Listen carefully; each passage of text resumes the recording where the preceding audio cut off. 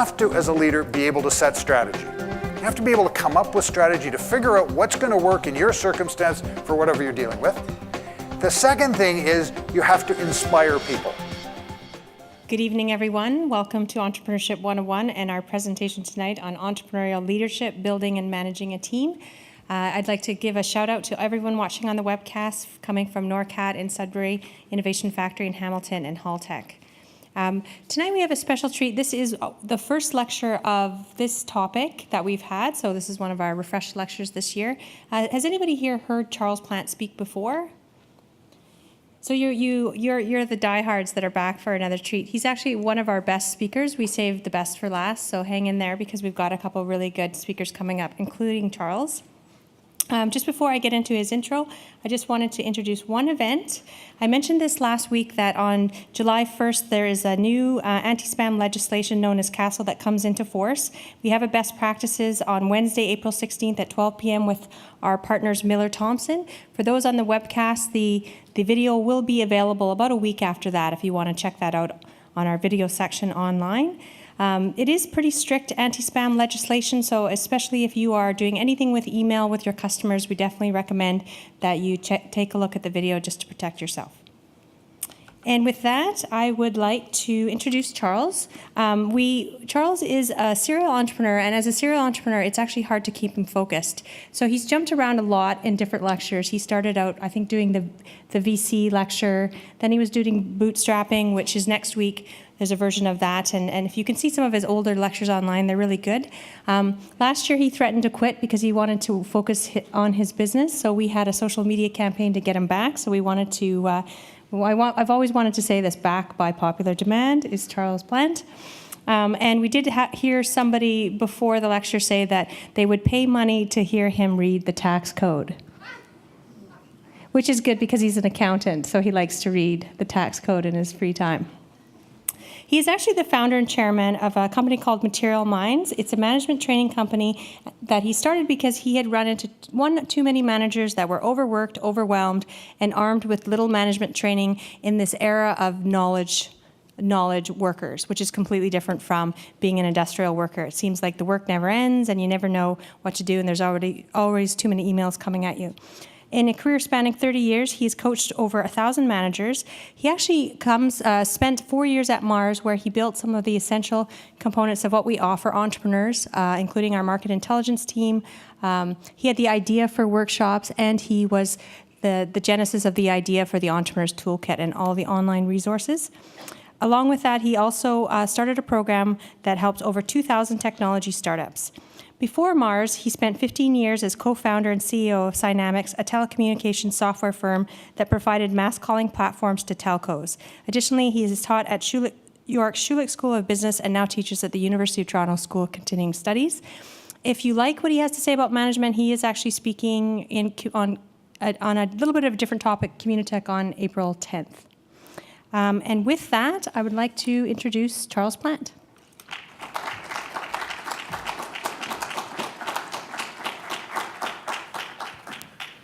Thanks, Carrie.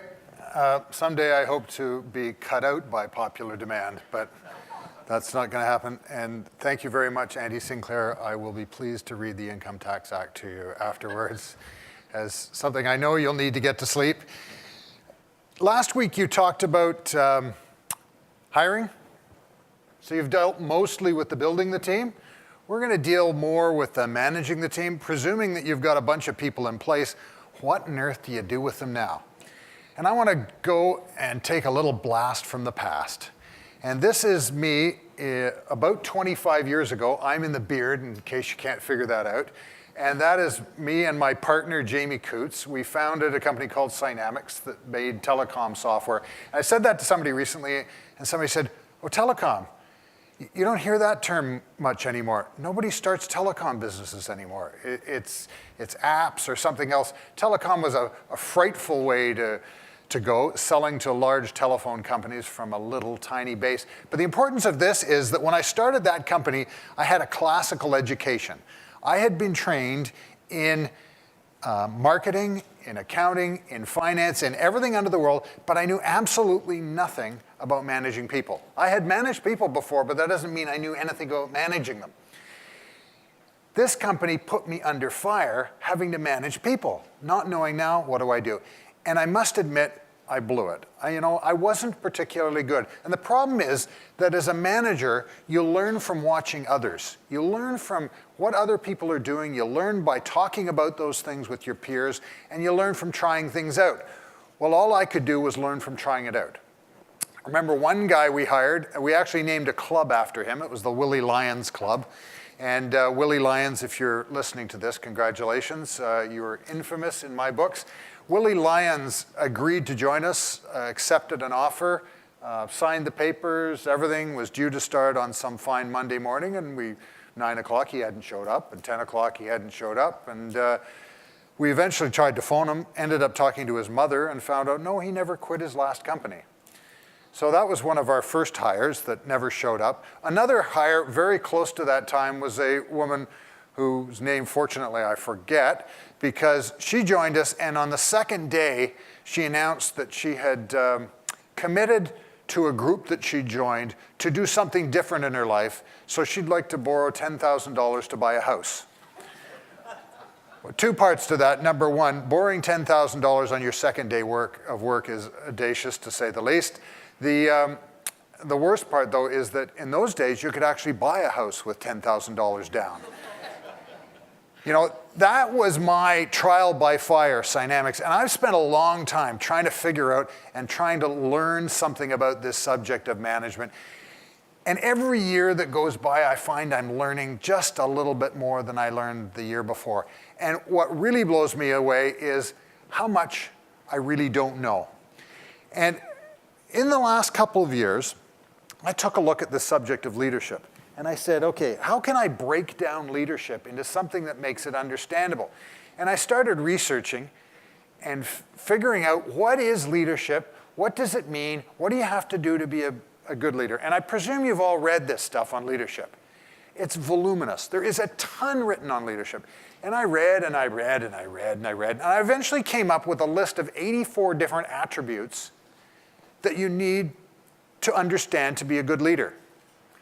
And I went, well, that's impossible. You can't learn 84 different things. And it's also why you get some people who are good at these 15 and other people are good at these 12, but they're both good leaders. When it comes down to it, I spent a lot of time trying to distill what it meant to be a good leader. And I came down to 3 separate things.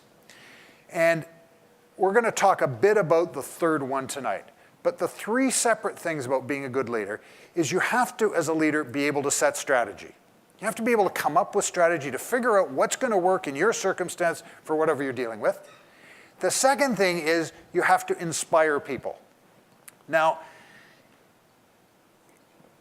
you at least have to not turn them off at the end of the day. Because you've probably met some bosses with whom you're perfectly willing to work who aren't really inspirational, but they're okay. And as long as someone doesn't really turn you off and piss you off or do something totally egregious, it's okay to work for that person. The third thing is leaders have to be good at executing strategy. And this is something that's forgotten by tons and tons of people. They don't include it in leadership. I wrote a blog the other day about the meaning of the word executive. And what do you think the derivation of that word is? It's execute, exactly. An executive has to be good at executing. But when they talk about what executives do and what leaders do, they don't talk about execution. They talk about strategy and they talk about inspiration. What we're going to talk about tonight, because there's lots of stuff that you can read about strategy and lots of stuff that you can read about inspiration, we're going to talk about the executing stuff. So let's go back for a second. Carrie actually intimated the difference between the industrial economy and the knowledge economy. When you arrived at work in the industrial economy, you knew exactly what you had to do to be successful. You knew that there was an order for 4,200 widgets that you had to produce during that day. And as the day went on, you knew exactly how well you were doing. You would be sitting at a machine, operating it, or you'd be a supervisor of a mill, or you'd be somewhere up the line, and you were getting information all the time on how you're doing and operating your machine. And you've got dials and levers to tell you how you're doing. At 11 o'clock, you'll know you've produced 1,500. You should have produced 1,650. By 3 o'clock, you've caught up. You're at 4,000, and you end the day early, finishing with 4,200 widgets, exactly like you'd expected. You'd go home at the end of that day knowing exactly how you'd done. Nobody had to tell you. You produced it. You've done what you've expected to do. Salespeople can get that. They know pretty well how they're doing, if they're dealing with small sales, how they're doing on a regular basis. But that was true of the industrial economy. What's unfortunate is that it's completely different in the knowledge economy. The knowledge economy doesn't have dials and levers the way the industrial economy did to be able to tell you how you're doing. So work in the knowledge economy is very ambiguous. It's very hard. You don't know you don't know really what you have to do. You don't know how you're doing, and you don't know when you're done. And the best example I've got of that is a friend of mine who's a book editor. And I talk to her frequently about the job she's doing. And she's really confused by it. And she's frequently trying to deal with self-doubt about her ability to perform in her job situation. Because if you can imagine, you have to edit a book. How long should editing a book take? What is the process of editing a book that allows you to tell yourself what you should expect to do? How do you know how you're doing, and how do you know when you're done? When you're editing a book, what does finished editing the book mean? Does it mean that I've run out of time, or that the book now looks good? When you're producing a widget, you know at the end of the day that the widget looks like that, and there is no other opportunity for the widget to look like anything else. But when you're editing a book, you could take a week, a month, you could take a year and edit the same book. And would it be substantially different? Yes, it might be, but does that matter? I don't know. And that's the knowledge economy versus the industrial economy that produces so much angst in people because of the ambiguity. Almost everyone here is in the knowledge economy, I presume. There aren't people in manufacturing for the most part. And as a result of being there, learning to manage people in the knowledge economy is way harder than managing people in the industrial economy. It is a much, much more complex process. In the knowledge economy, your objective as a manager, so we're building and managing a team here, your objective as a manager is not actually to do anything. If you are successful as a manager, you should be actually doing nothing. Now, that's pretty bizarre to say because most people who are in management are spending inordinate amounts of time working phenomenal hours, working nights and weekends, trying to keep their head above water. But what I'm saying is you know you've succeeded as a manager when you're actually doing nothing. When you can wander around all day, chatting with people, chatting with customers, chatting with bosses, whatever you've got. The reason for that is your job as a manager is to get the work done through other people.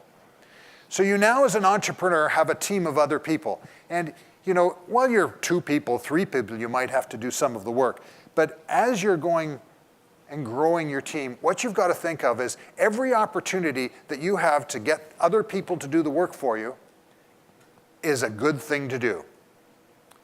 Now, what you want them to do is the next issue.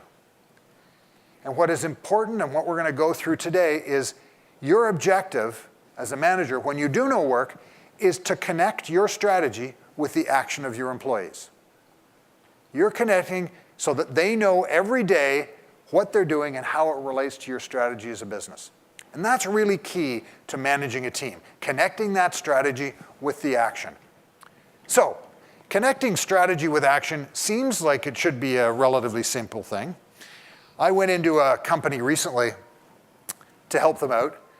And I said to the CEO, show me your strategic plan. And so I went over a strategic plan, and okay, that's fine. And then I said to the people, so tell me what you're working on. And I had a few conversations, and I scratched my head, and I said, can each of you write down what you're working on, your priorities and things like that? And I collected all of the information they'd given me, and I sat down with the CEO and said, do you know there's no relationship between your strategic plan and what your people are working on? None whatsoever. And he looked and he scratched his head and he went, yeah, you're absolutely right. And that's what happens in companies. It's something that the strategic plan gets created at some point in time, and then it gets put in a drawer. And the people end up doing what they feel like or what they think is right, or frequently what the problem of the day is. They're no longer associated with the strategy. They end up prioritizing the problem of the day instead of the strategy. So connecting strategy with your action, you have to know what success is. And I ask people this question. I ask bosses, what's success mean to you? And the boss usually knows. And I start asking other people in the organization, and I get the strangest expressions from people when I say that. They look blank. Some people even say, I really wish I knew what success meant. You have to know, and your people have to know what success means. You have to know what your strategy is. You have to break that strategy down into its various different parts.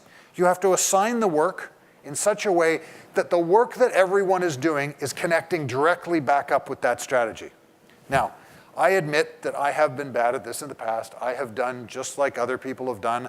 I have gone and put the strategic plan in the drawer and realized ages later that people weren't working on what I hoped they were working on. So we all do it. It's a natural tendency, but it's something you have to get over. So what I want to do is I have a little exercise. And I'm not sure if you get asked this very often. I'd like you all to stand up, please. And if you can put the stuff that you're holding in your hands, you won't need to take notes about this. You might actually remember this. I'd like you to stand with your feet like about a foot apart. And I'd like you to extend your hands in front of your body with your arms, with your elbows crooked. So your elbows, yeah, that's about right. And I'd like you to move your elbows and shoulders in and bring your hands together. Elbows in, no, bring your hands together. That's it, okay. And do it again. Okay, can you lift your hands up a little? Okay, that's good, try it again. Okay, good. Let's try it a different way. I'd like you to clap. Okay, you can sit down now. Now, what did I do there? What did I do the first time? I was a micromanager, exactly. I was the perfect, ultimate micromanager, the thing that I don't want any of you to be, because I told you exactly what I wanted you to do and what happened. You did it. You did it. Your hands came together. No sound was made. But you did exactly what I said. You even moved your arms up so that they were better poised to do that. What type of managing was I doing at the beginning? Not just micromanaging. I was managing your activities instead of managing your results. And so when you look at it, in the first hand, when I asked you to do something, I actually told you exactly what your activities were. In the second, I didn't tell you how to clap, did I? I just told you what I wanted the result to be, and you did that. That's the first thing that you've got to remember about effective management, is that you want to manage results, not activities. What everyone has to know at the beginning of the day, and this is the first of 3 rules I'm going to give you, and we'll summarize it at the end, is that the first thing is people have to know exactly what is expected of them. We talked about the industrial economy, where people wake up and at the beginning of the day, they know exactly what's expected. They know they have to produce 4,200 widgets. People somehow have to know exactly what is expected of them in the knowledge economy, or they're not going to succeed. So you look at someone like a social media manager. Is anybody here in social media? Or, yeah, okay. So if you see a job description of a social media manager, it might say something like, build a vibrant user community. Does that sound like a good job for a social media person? What's that mean? What does vibrant mean? Does it mean that it vibrates regularly? That it creates sound waves that echo through the troposphere? What is a community? What's a user? I mean, most job descriptions, and you think of your own job descriptions if you've got them, or think of the ones you've had in the past. They usually start out with expressions like build a vibrant user community, don't they? They don't set out with something very specific. And that's the first flaw of telling people exactly what they have to know. How do they know if they're successful? How does the person building social media or engaged in social media know if they're successful or not? People need to know what is expected of them exactly in a way that they can be successful. The way they do this, and the way it's done in the very biggest corporations, and we'll get to some examples, is they use metrics. And most companies, when you go in and talk to them, they say, oh yeah, we've got metrics. But when you look at them, the CEO has metrics, some of the VPs have metrics, and then they peter out all the way down to most of the people in the organization don't have no way of measuring at any point in time what they're doing, how they're doing it, and why they're doing it. The thing about metrics is that everyone must be measured. What you've got to measure is understand, and we won't go through a large description of metrics tonight. Some things to think about is you have to measure results and activities. And the reason for measuring both of them is that your activities should be connected to results. There should be some sort of causal relationship between your activity and the result that drives success that you're measuring. So the activity and the completion of them and some of the earlier measures can result in what are leading indicators, and your results are lagging indicators. What's key there is if you have those types of things for an individual like a social media manager, they know every day what they have to do in terms of activities and the causal relationship to results, and therefore what success is and how they're doing. So as a social media manager, if you're supposed to be building the vibrant community, you should know that perhaps your vibrant community means that you want 20,000 followers on Twitter who are engaging with you in some way, and you can measure engagement as they tweet about you on a regular basis. For instance, up here, Mars has Twitter followers, Ent101 has Twitter followers. There are a certain number of people who tweet about Ent101. A way of measuring engagement with the community is measuring the number of people that tweet about you or the number of people that retweet. And that's something you can figure out every day and know every day if you're on target or not. You can see how your volume is going. You can actually go and do something. Okay, well, I engaged in this campaign today, and it resulted in this type of increase. Therefore, I know that people care more about this subject of bootstrapping than they care about the subject of sales, so that you spend more time on bootstrapping than you spend on sales. That's the purpose of metrics. This is also something, you've seen the movie Moneyball? Who here has seen the movie? So enough of you have seen it. If you haven't, it is a perfect movie for nerds who like sports, because it's about the concept of sabermetrics. And Billy Beane, the manager of the Oakland A's, had to compete against much wealthier teams and without nearly the budget they had. And so he started following what was sabermetrics, and he used different measures for looking at his potential employees than other people were using. And he used different methods, measures of gauging of how they were doing. And those measures that he was using had better causal relationship with the results he wanted than the measures that everyone else was using. Everyone else would sit around and discuss potential players, and they'd say, oh yeah, he's a good guy. Oh yeah, he's strong on the left, or he's weak when he's in the right, or something like that. Instead of saying, no, when he is up with two men on plate and he gets a left-handed hitter, whatever the number is. Knowing those precise numbers in Moneyball allowed Billy Beane to compete against the very best teams in baseball very successfully. Unfortunately, because he was so successful, it was adopted by the other teams, and the Oakland A's are back where they want to be. But luckily, no one will find this out when you're running a company and beating them to death. Now, in case you think I'm crazy about metrics, and I really am, and I'll preach this till the cows come home, this is what Google does. And if you read the book In the Plex, you'll get a full description of how Google does what they call OKRs, objectives and key results. There is also a video on YouTube, and all you have to do is Google OKRs. and that'll get you a video that's by one of the people who is in Google Venture Partners. John Doerr, who came out of Intel and learned this system at Intel, taught it to Google when the company was about a year old. And he mandated its use and convinced them to use this. Google has gone wild, of course, because they love anything that's evidence-based, and they're using it very successfully throughout the organization. And they're also trying to get their investee companies to use it as well. So Google has gone with this, and the reason OKRs work is that everyone has a number of key objectives. And they have a number of results that they measure with each of these. They do it quarterly, and every person in the company can find out what every other person's OKRs are.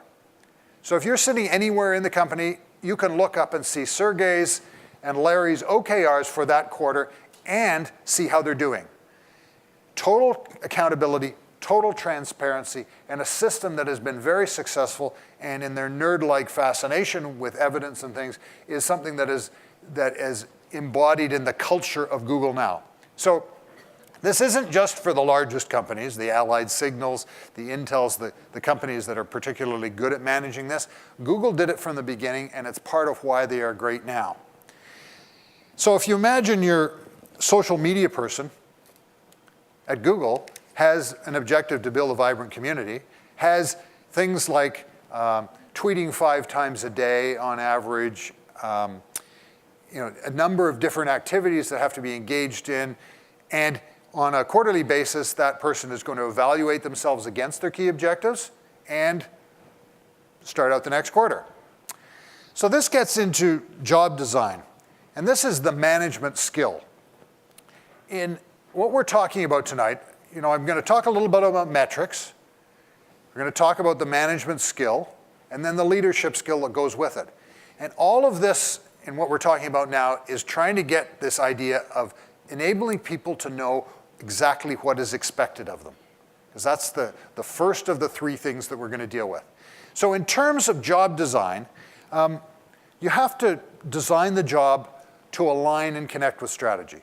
One thing that many companies don't do is if they don't do that particularly well, and they'll end up with groups inside the company with fiefdoms, groups that compete with each other, individuals that compete with each other. They will have chaos in an organization because of their inability to align through the job description exactly what people should be working on.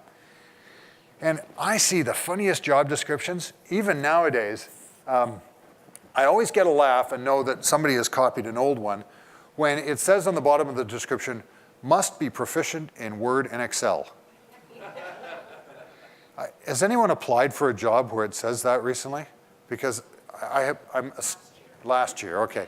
I've seen that and I'm amazed. Those are the job descriptions that go on and on and on and on for paragraphs describing everything that could happen in the organization, including being responsible for taking out the garbage every now and then. But what they don't say anywhere in those job descriptions is what results are expected. So you come in, and the first thing you face in a job is you don't really know how to be successful, because no one can focus on 2 pages of things that include being proficient in Word and Excel. Now, you could say that I am not proficient in Word because I am still a 4-finger typist. And what is proficient in Word and Excel? If you really want proficiency in Word, you should be saying able to type 65 words a minute using Word with an error rate of such and such.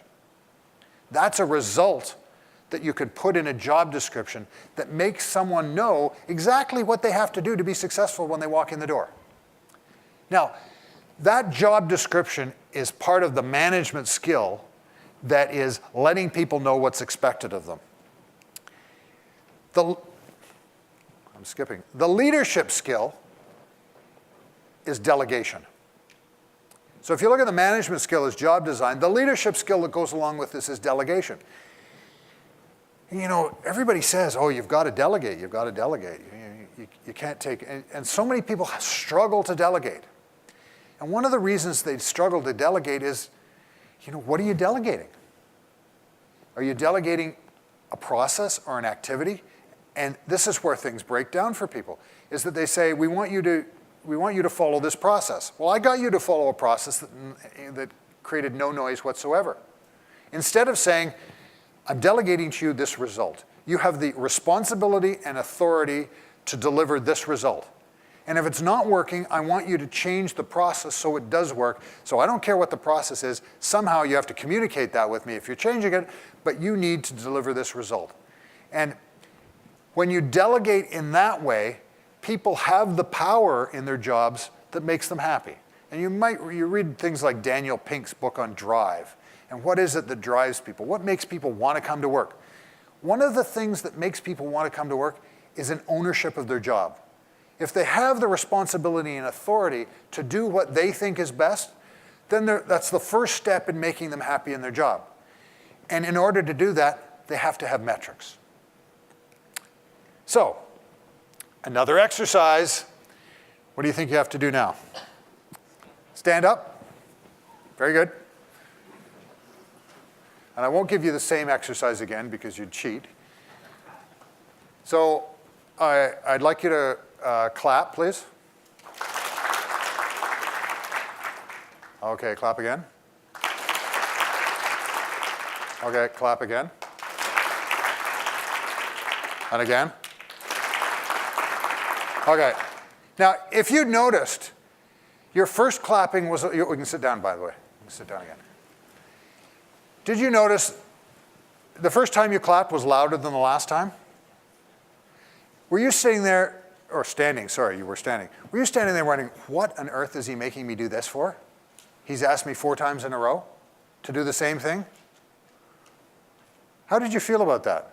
Like, is this a waste of time? Why am I doing this again? That's what it's like at work. Right? Can you do this? Can you do this again? Okay, can you do it again, please? Okay, and you go into work, and you do it again, and you do it again, and you do it again. What haven't I told you that whole time? Why? I haven't told you why, which should be in the first part. What else haven't I told you? Huh? Sorry? When you're done? Yeah?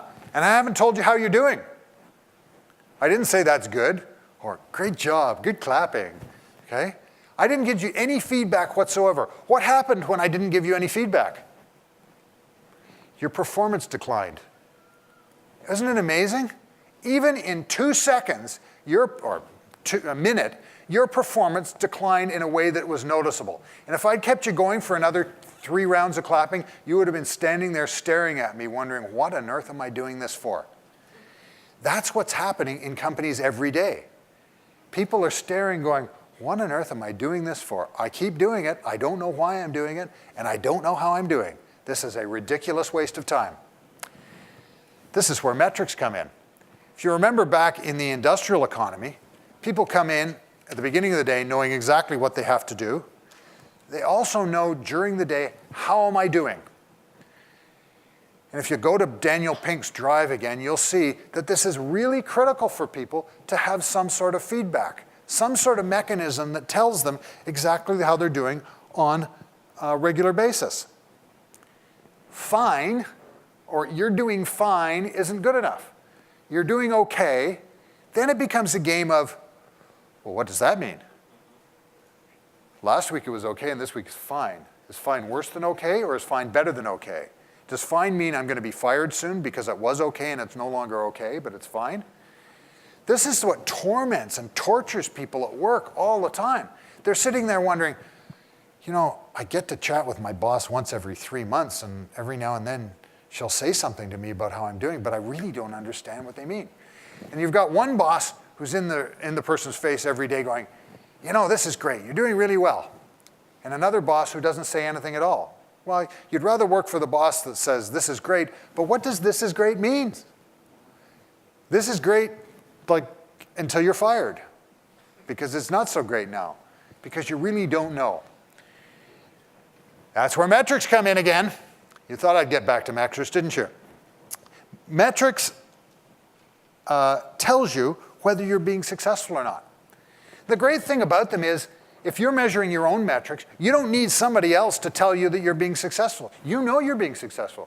You know that your job description says that you have to do, you have to get a certain level of engagement out of your social media audience. And you know every day, every week, every month how that's doing. So as long as the company is still in business, you're doing okay. You know you're doing okay. You can tell that you're doing okay. It's great when you can have those measures. Now, those measures can exist for some people on a daily basis, some people weekly, some people monthly, and some people, unfortunately, annually. But everybody can have that measurement that tells them how they're doing. If you look at Google and their OKRs, their system actually measures things and forces the individual to report their measurements on a quarterly basis. Now, I don't happen to believe in a quarter. I believe in measuring things at least monthly, because I think a quarter is too long. Be that as it may, they're more successful than I am. If you're measuring them, then you can say, okay, I met 100% of this result. I met 70% of this one. I met 60% of that one. Overall, you can actually come up with a number, and they do at Google come up with a number that says, I meet 70 to 80% of my objectives. And that is good for them.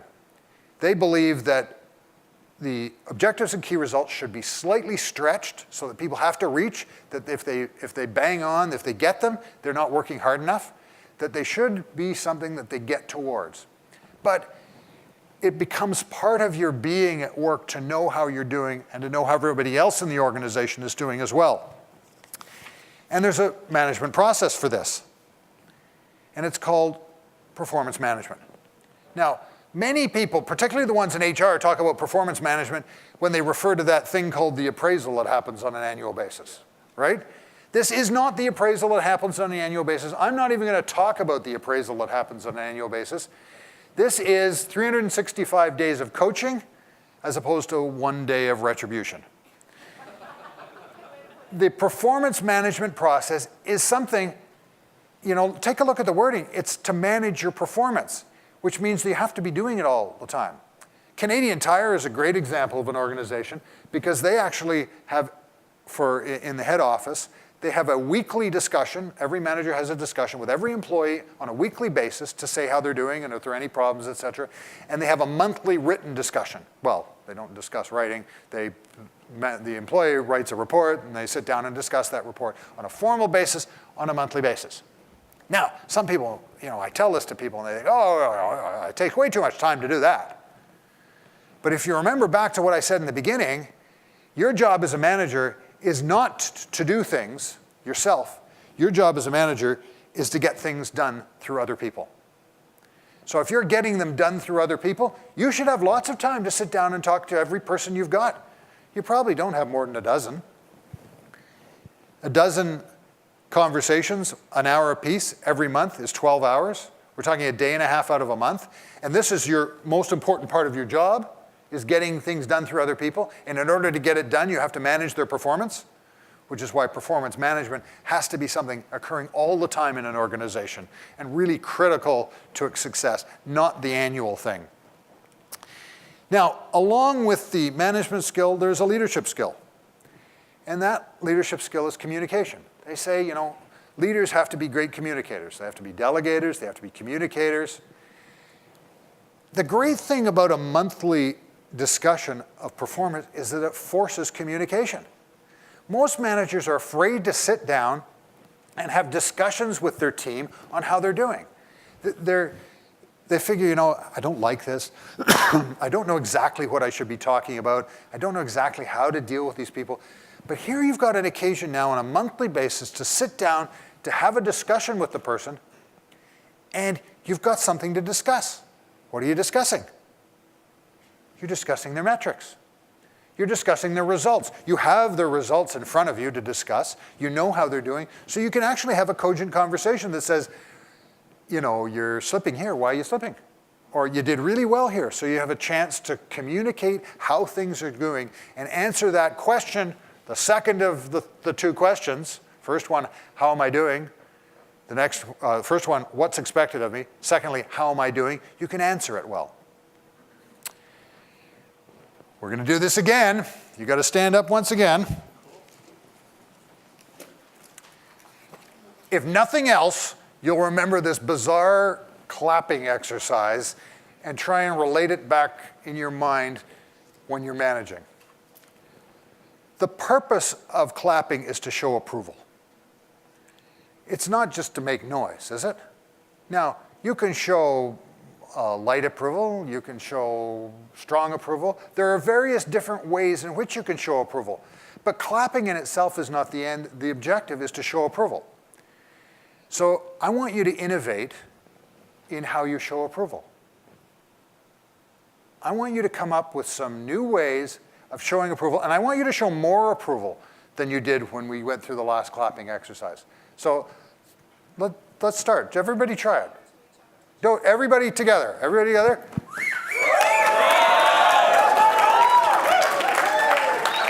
There, you did it, didn't you? That's perfect. Okay, you did it so well, you can sit down. You guys are learning, absolutely. So I noticed a number of things were happening. People were clapping, and they were clapping strongly. There were people whistling. There were people shouting. There were people stamping feet. There was somebody over here hitting a chair. What was the volume of noise like? It's much better, wasn't it? You're showing great approval. Now, what did we just do?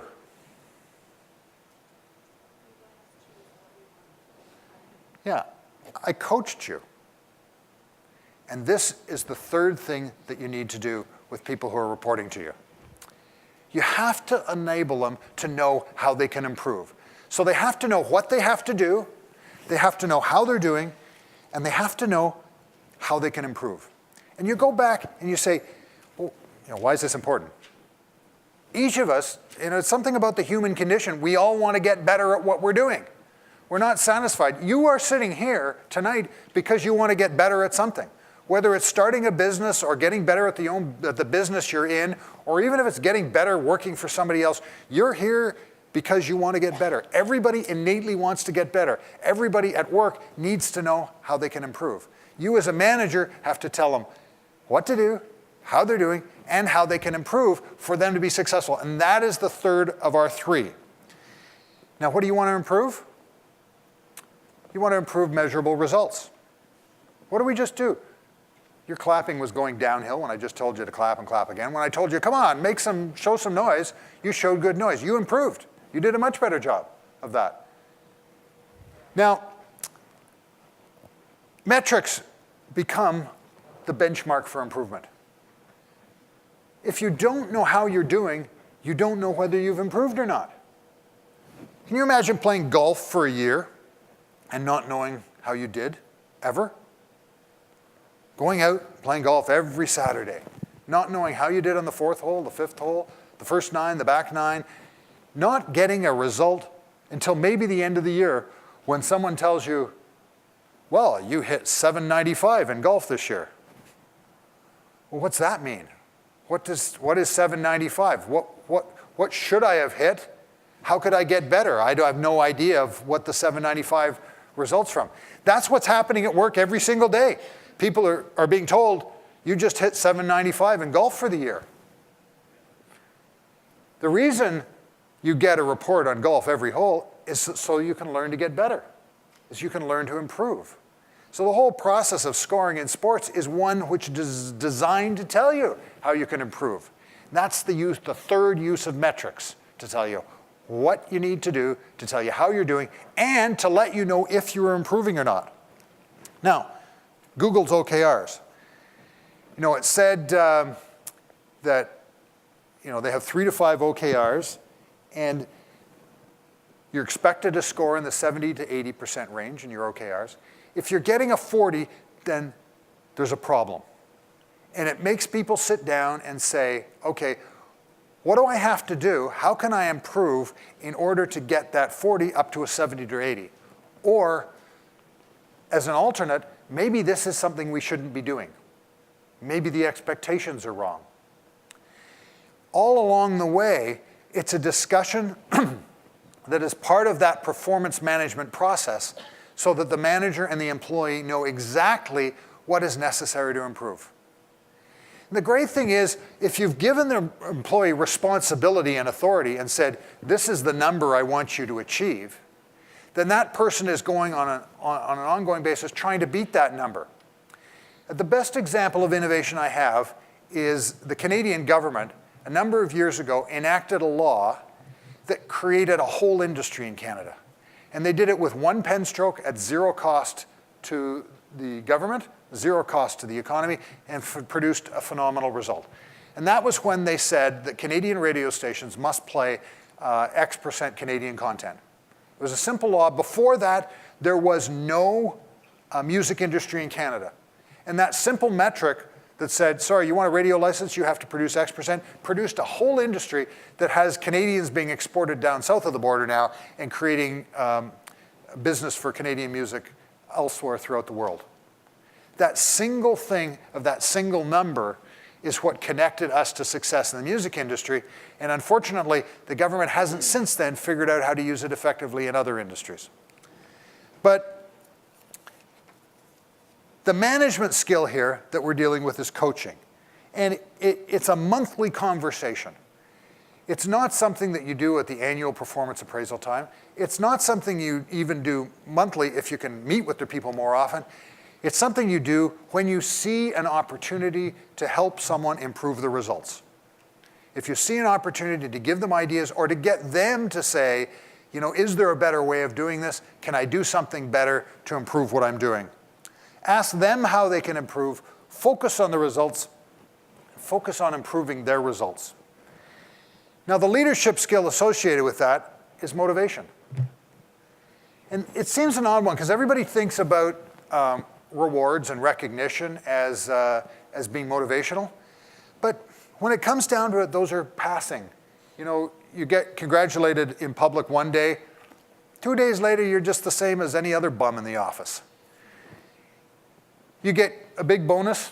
2 weeks later, you're grumbling about how much you're paid. Those things are, you know, they pass by.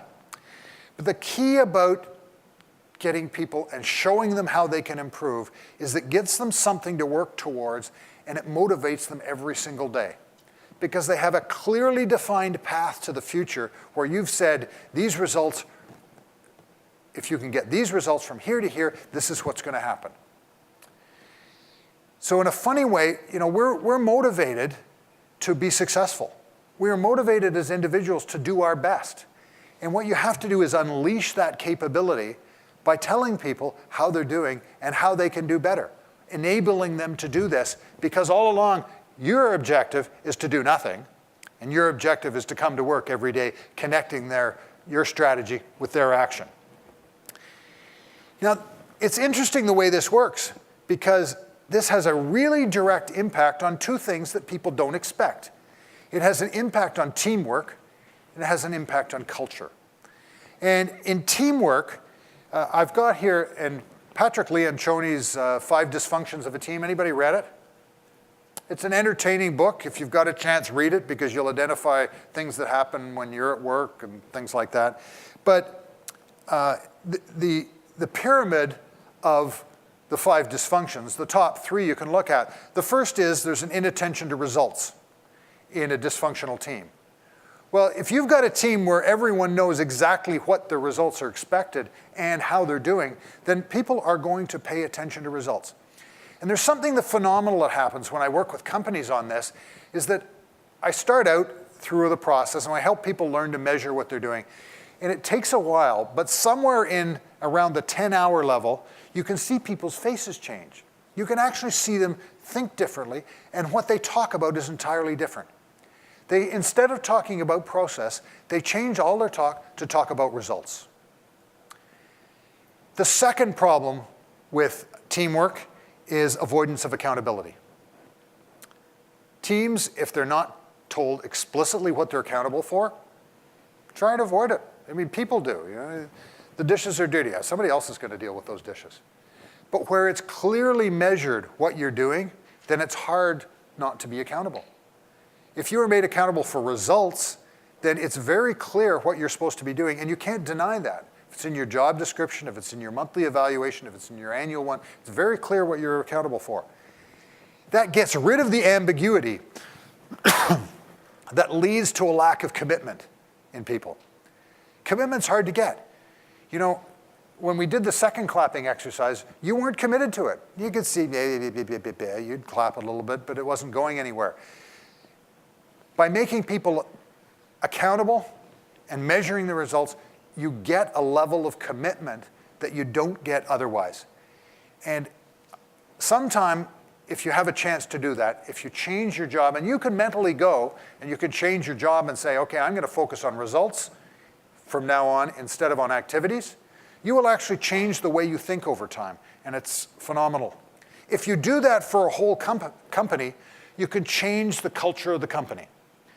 And I look at culture in a number of ways. I look at culture as the values that the company has. I look at culture as the traditions, the things that they engage in on a regular basis.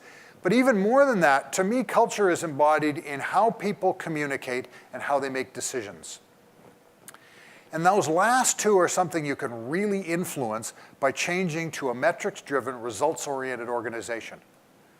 Because when you start communicating now, you're communicating about results instead about, and you're communicating about evidence. And you move to what's referred to as evidence-based management. Now, some of you might have heard the term evidence-based medicine. You know, I don't know how doctors were making decisions before there was evidence-based medicine, and frankly, it scares me. If you think about that, you think, well, if you're not making a decision based on evidence, how are you making it? Well, you're making it based on values.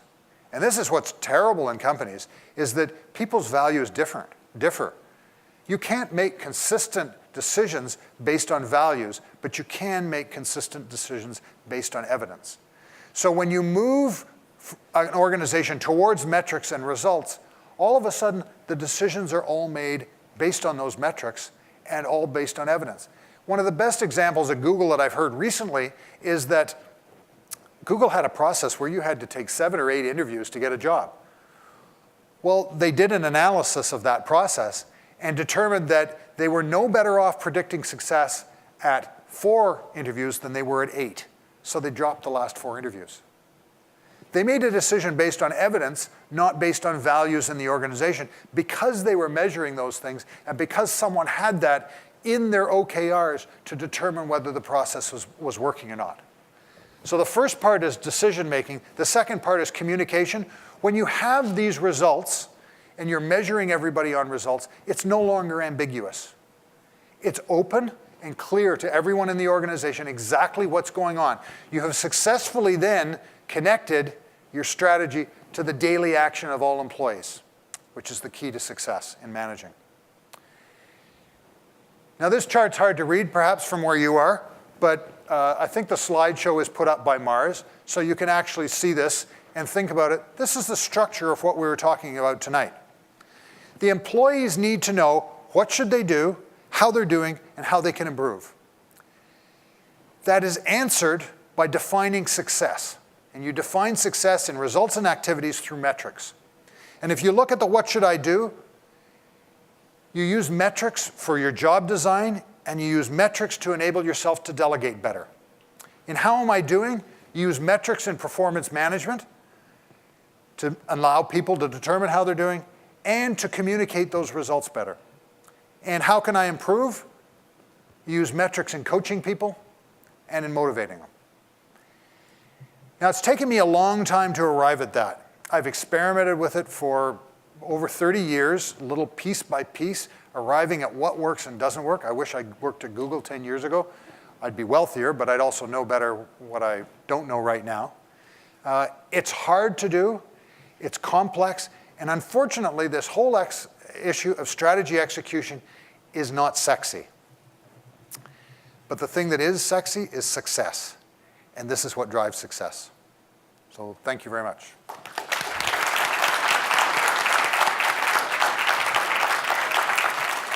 So thanks, Charles. It's a great way to take a lot of subjects and management and leadership and put them together. I just have one cog to your grand theory. What happens with attitude? So you might have somebody on your team that achieves great results, maybe overachieves, but their attitude is bad or they're a toxic employee. So you might remember Robert Sutton wrote that book, The No Asshole Rule.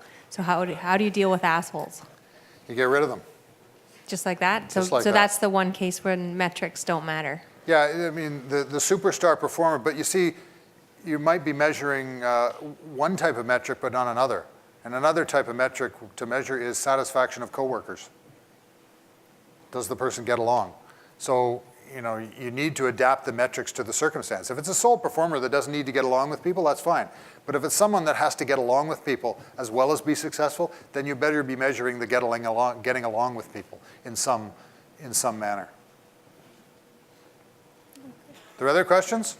I tried to finish enough time to give people a few minutes. Yep. Oh, sorry, just for the webcast, can you use the mic so they can hear the question? There's one on the other side, too. Oh, sorry, are people lining up at the mics? Did I interrupt that process? Hi, my name is Lori. I'm just about to enter into hiring contract individuals, and I'm having a really hard time.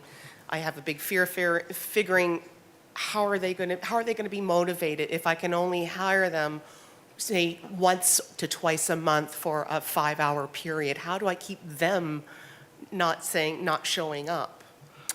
Same things. Exactly. You've got to let them know what they have to do, how they're doing, and how they've done. That I can do. Absolutely. And, you know, they'll want to work in a place where they get that feedback more than they'll work elsewhere. Good. And you give them that feedback, then they will be coming back. Whereas if you don't give them the feedback, if everybody's paying them the same, they'll go to the place where they feel better. That's good. So, Okay, well, that's good. I hope to make them feel better because that's why I've made my business, because of the disengaged employees. good. Thank you. Good luck. Yep. Good. Go ahead. Go ahead. Okay. I think it was Peter Drucker said that a great deal of what we do at work consists of stopping people from working. Would you like to say something about management by not thwarting? Well, you know, you're absolutely right. And Peter Drucker also said some great things.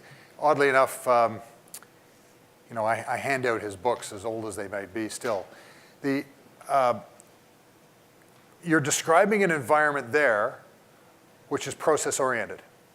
And that's management by thwarting people from doing great things. If you say, this is the process that you have to follow, and you punish people for not following the process, then the result, it does not matter. You are thwarting them from being able to improve. You don't allow them to do the things, to use their mind, to use their creativity, to change the process, to meet the needs. And that worked in the industrial economy because, you know, if you've got an array of machines in front of you, you have to follow the process or the whole system breaks down. But in the knowledge economy, if you follow the process, the whole system will break down, and you are thwarting people's abilities. What happens if the process is, Charles, if the process is designed to help them achieve the results? So by not following process, they get worse results than if they followed the process. Well, frankly, you just tell them, these are the results I want. You tell me the process you need to follow. But there's still process needed. You still need process, absolutely, but it's up to them to develop the process.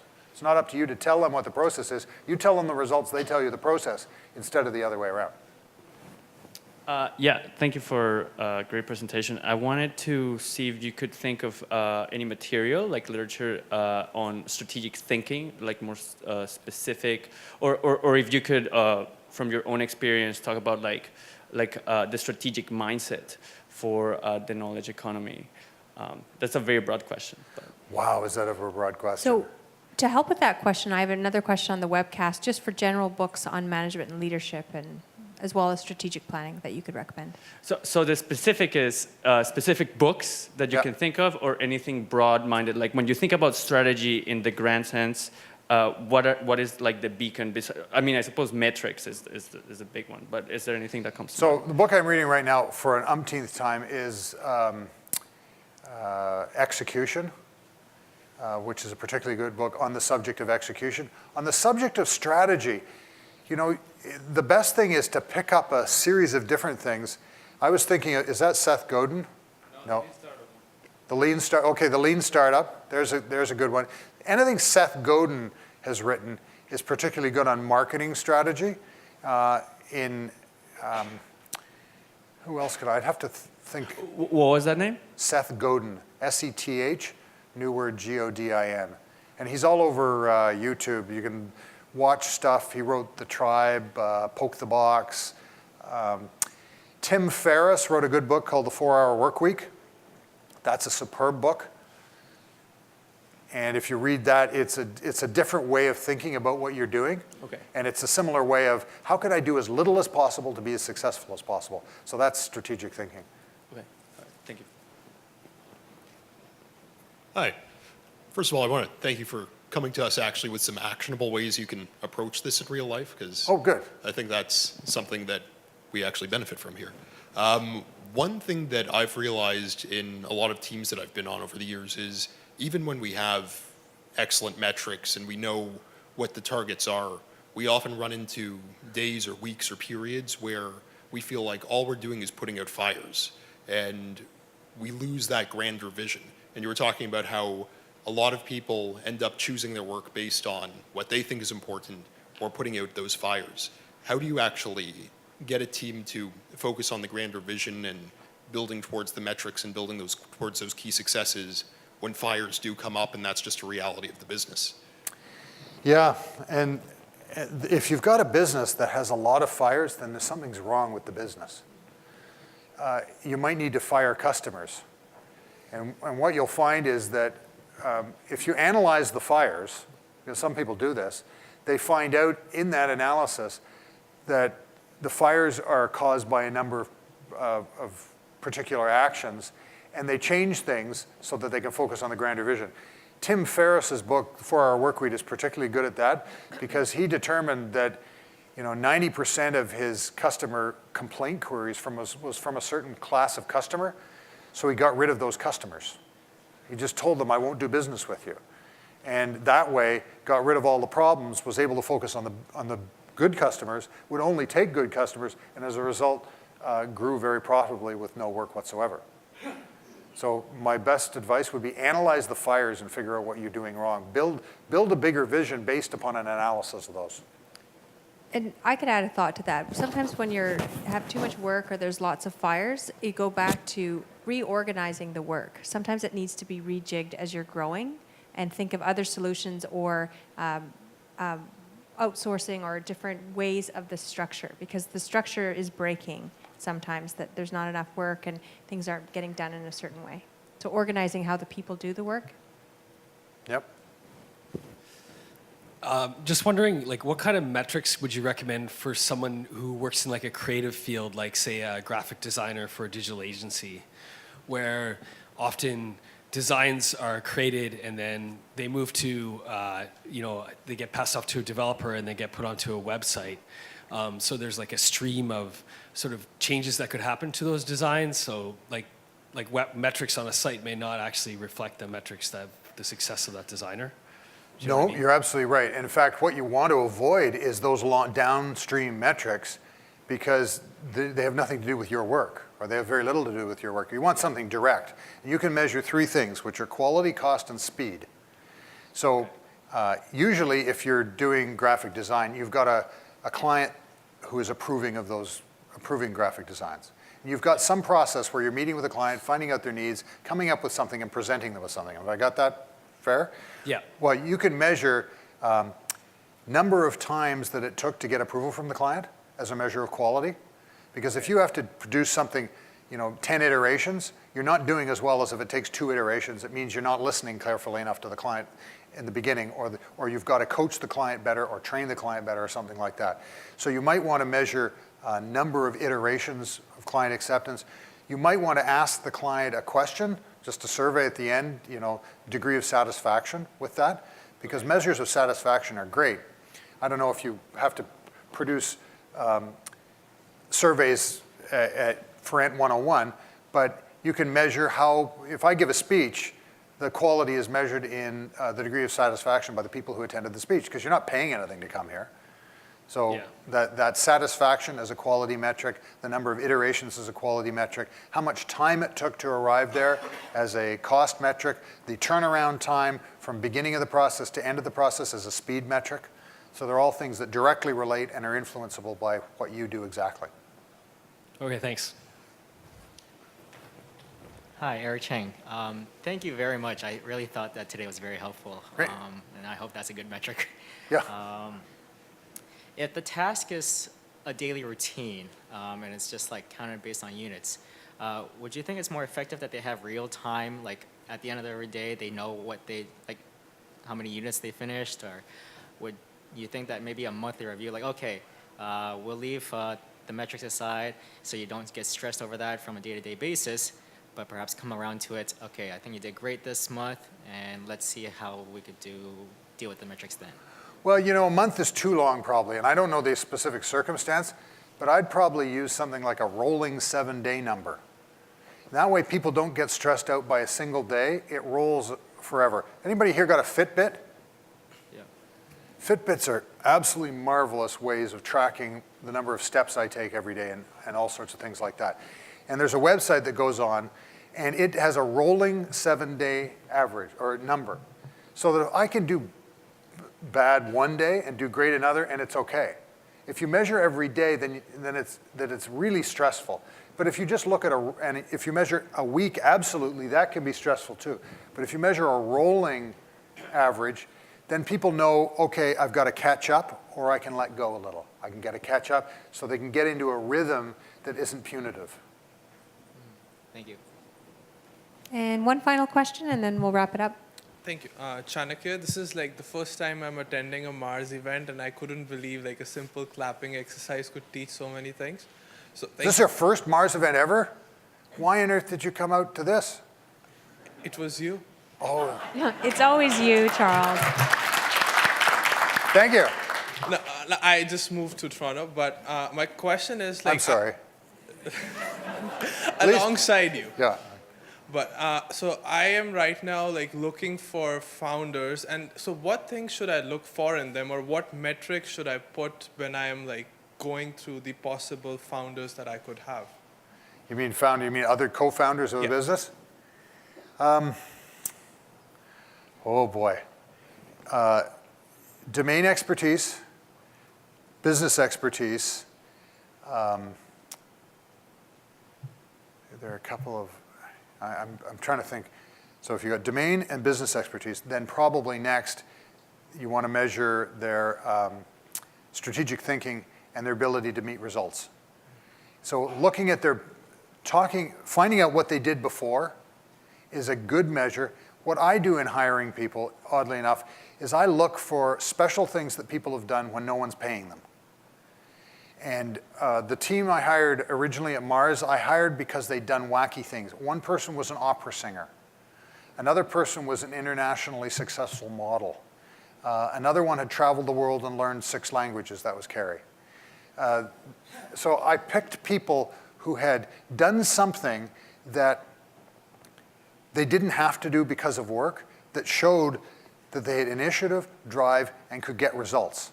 And then I looked and said, okay, do they have the right functional background, and do they have the right business knowledge to be successful? All right, thank you. It's hard to get numbers. It'd take me probably a little while to figure out exact numbers to do, but you can do it. Thank you. So thank you very much, Charles. If you're interested in, Charles writes a daily blog, which is fairly interesting, and I find it makes me think a lot about my own management and leadership style, and I'm always learning, so I encourage you to check it out or subscribe, and we'll hopefully get him back next year. It's getting harder and harder. Thank you. Thanks.